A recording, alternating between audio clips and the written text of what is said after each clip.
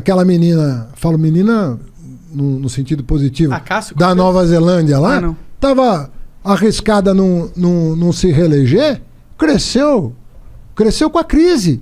Porque lá foi Teve realmente... liderança. Eles lidaram muito Teve bem com a crise, liderança. né? Ninguém morreu Então, lá, tipo, não é verdade que numa crise um povo não possa aprender com o sofrimento, mas pode aprender também. Mesmo jeito que numa crise conjugal, numa crise familiar, numa crise dos negócios, você pode sair mais forte dela. A pergunta é, o que nós vamos aprender? O que nós vamos sair melhor do que entramos? A minha impressão é de que não. Esse é o Mas esse projeto que tu diz que é fundamental, e eu concordo, eu acho que independente de eu concordar ou não com o projeto em si, eu acho que se o cara que tá ali, ele acredita de verdade no projeto dele, eu respeito. Sim. Sabe? Então vamos lá. Tu sente que esse projeto, que o Bolsonaro nunca teve um projeto, na tua opinião, ou esse projeto foi... sucumbido. Se fudeu o projeto por causa que veio a pandemia e começou a ter que lidar com isso? Eu acho que não tem a ver com a pandemia. Eu acho que a pandemia só... Bom, é inegável que um ambiente de pandemia é mais difícil para o governante, né? É mais difícil de governar, mas de novo, não é fato que você sucumba a uma dificuldade. Do mesmo jeito que numa guerra, tem governantes que crescem, o Churchill não teria o nome que tem se não fosse aquela circunstância. Uhum. Você fala, pô, mas precisou de uma guerra? Não é que precisou de uma guerra, não foi ele que criou a guerra. É que na guerra o cara teve uma postura... Na guerra você tem que ter líderes fortes, né? Porque então, senão você morre. É isso, cara. Então, o que eu tô querendo dizer é o seguinte... A pandemia também, né? Em qualquer circunstância, sobretudo quando é uma crise que você não produziu, sabe? É a chance que você tem de crescer em reputação junto à opinião pública. Sim. Você fala, você vai para uma TV e fala, é sério, é grave, eu vou fazer tais coisas.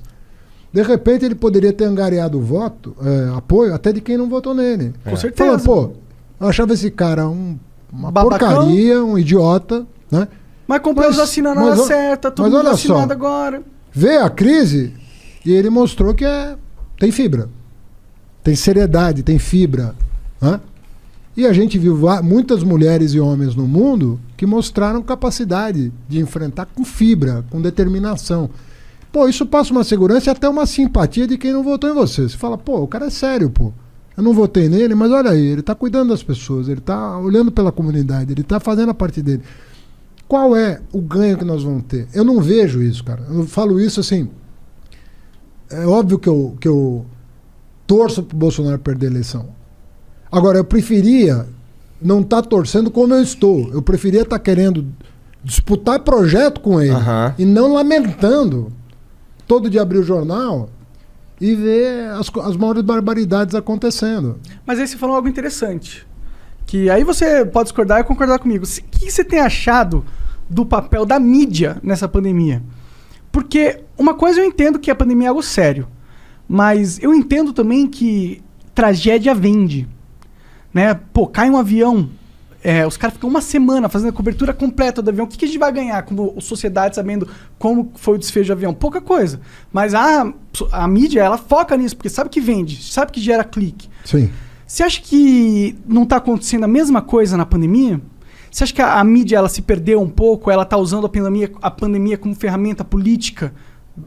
No final das contas? Eu acho que a mídia está meio perdida. Você fala da grande mídia, né? Sim. Porque tem muita gente fazendo... Né? Esse trabalho que você faz aqui não é um trabalho de mídia no sentido que você está usando, mas tem muita gente te acompanhando e que está sabendo que o Haddad pensa agora exclusivamente. O que está acontecendo e tal. Então, hoje mídia é um conceito muito aberto. Mas a grande mídia, aquela tradicional zona, meia dúzia de famílias e tal, eu acho que ela está perdida. Porque ela própria não sabe muito bem. A mídia sempre achou que tivesse um projeto. Ela achou. Que ela tivesse um projeto dela, de país? De país. Ah, sim. Esses grandes grupos, que do mesmo jeito que a gente está conversando aqui uma vez na vida e outra na morte, eles conversam todo dia por telefone, cara. 2, 3 telefones. Eles são brother. Super brother. Entendeu? E controlam 80% da mídia. E controlam tudo. Então eles têm uma visão de mundo. Eles têm uma visão de mundo, né? Que nem sempre eles combinam com os russos, né? Que é o povo, né? a visão de mundo deles. Claro. E aí eles querem porque querem favorecer os caras cheirosos que eles escolhem para representá-los. Do Dória, por exemplo. Né? Então, é aquela coisa que eles não têm noção de que eles têm dois papéis a cumprir. Um, como cidadão, você pode apoiar quem você quiser. Não é porque o cara é dono de jornal que ele não possa ter a opinião dele. Claro. É legítimo que tenha, inclusive. É legítimo. E é mais legítimo ainda quando ele expõe. Aí sim ele é corajoso. Aí é legal. Falar. Agora, o cara tem um jornal, o cara tem uma emissora, ele tem que saber, sobretudo quando é uma concessão pública, como é o rádio e TV, aí ele tem que saber que ele tem um outro chapéu que é mais importante que o primeiro. O primeiro de cidadão, ninguém pode tirar dele. Agora, o segundo, cara, é levar a informação real para as pessoas. E deixar o cara formar um juízo sobre aquela informação. Mas isso não acontece. Não acontece. Ele leva a informação para o cara ter interpretação que favorece a visão de mundo política dele. E aí, quando o cara mistura, né, o direito que ele tem de ter a visão dele, de religião, de mundo, o que ele quiser, né, com o dever da imprensa de informar corretamente. Então, o que você vê de opinião nos jornais, às vezes é menos do que informação, pô. Pô, você abre fala, eu quero me informar. Onde você vai hoje? Eu vou pro Twitter. Você percebe? Então, eu me informo sabendo o que as pessoas estão pensando. Mas assim. isso é muito grave, cara. Quando você não começa a não se informar por aqueles que têm a concessão pública para cumprir esse dever... Mas é grave? Ou é libertador? O quê? Isso, essa revolução. Eu acho que é libertador. Você pode achar grave porque agora a gente não tem mais aquele órgão que fala essa é a verdade, é isso que está acontecendo que é importante. Eu entendo. A gente Agora não tem mais aquela luz direcionadora. Não temos mais. O fato da tecnologia ter...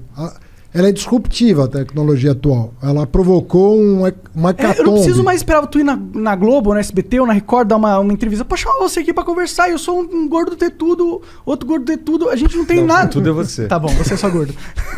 E a gente não tem, tipo... Eu não sou formado em jornalismo, eu não sou formado em nada. Mas graças à internet... Não, isso aí é... A gente pode construir um é óbvio que a gente tem. Aqui. É óbvio que, assim como um avião pode te levar para o seu destino ou jogar uma bomba atômica em algum lugar... A gente tem que entender que a tecnologia, ela é ótima porque é um domínio, a humanidade dominou. Mas é uma faca técnica de dois nova. Legumes, né? Mas, por exemplo, a questão das fake news não seria possível da maneira que foi. Mas sempre existiu fake news, né? Sempre. A mídia fazia antes. Né? Sempre. Sempre existiu o papo, as pessoas indo na igreja, recebendo o sermão, e ali tinha muita informação. Ou o centro de... É que hoje é uma... exacerbado, né? Não, hoje é uma pancada. Eu sei assim, porque eu vivi, talvez eu seja o brasileiro que viveu na pele, na última semana do primeiro turno de 2018, o que foi um tsunami de fake news na vida. Não, e eu no começo...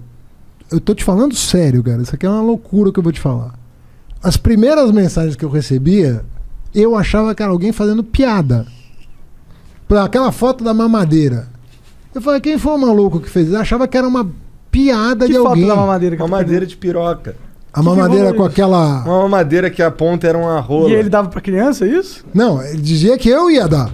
Dizia? Tinha uma foto com você segurando assim, tipo... A mamadeira, sério? Não, eu segurando eu não vi nenhuma. Mas era a foto da mamadeira, não, vai ser distribuído nas creches. Caralho. Eu achava que... Eu falei... Quando o cara veio me preocupado falar comigo, eu falei, cara, esquece isso aqui, cara. Imagina se alguém vai acreditar num negócio desse. Ele falou, não é imagina se vão acreditar. Estão acreditando.